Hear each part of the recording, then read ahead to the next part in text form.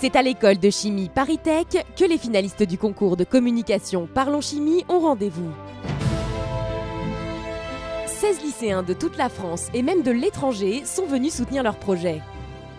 J'espère que ça va bien se passer. Il y a un peu de tout. Hein. Un peu stressé Ouais. et hâte de passer en fait aussi. On vient de l'île Maurice, donc on a fait un long voyage, on est vraiment enthousiaste, excité si je peux dire ça. Ouais, on va gagner.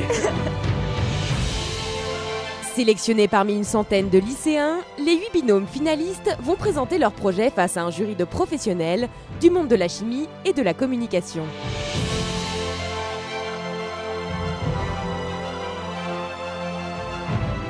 Dans ce concours, nous demandons aux élèves de prendre connaissance d'une activité chimique de leur région. Nous leur demandons aussi d'en rendre compte auprès d'un public qu'ils choisissent et d'adapter donc les moyens de communication qu'ils vont mettre en œuvre.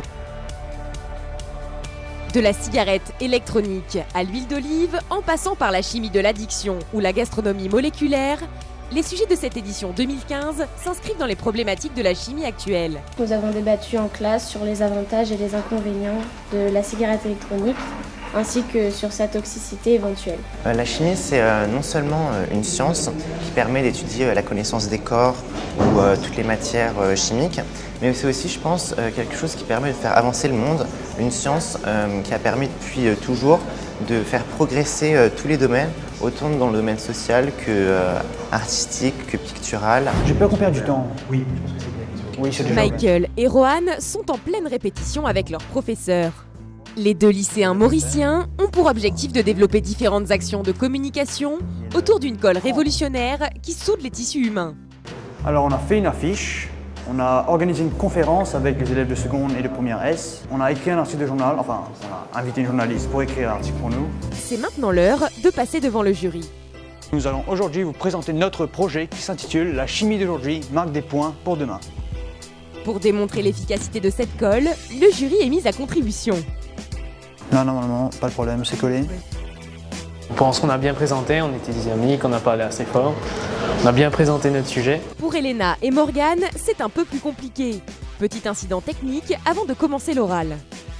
Je crois qu'il y a une ancienne version sur celle-là et donc ça ne dit pas du tout la même chose que nous, ce qu'on a sur notre clé. Il n'y avait pas la bonne typographie, puisque nous on a l'habitude d'utiliser des typographies qu'il n'y avait pas sur cet ordinateur-là.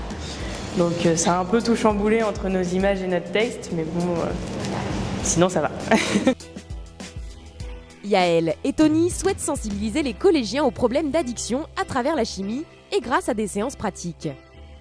Ça s'est bien passé. Au début, on a eu quelques bugs, quelques accrochages, mais après c'est vrai que ça allait, c'est passé.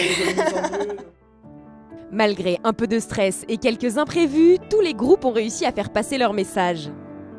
Ce qui peut faire la différence, je crois, c'est la capacité des élèves à définir des messages destinés à une cible qu'ils ont eux-mêmes bien choisie, bien identifiée, et faire en sorte de se mettre au niveau de la cible.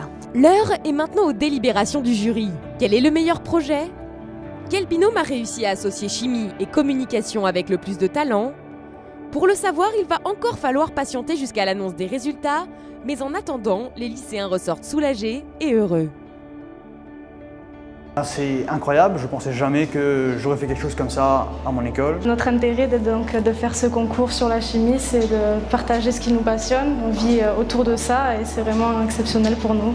On est soulagés.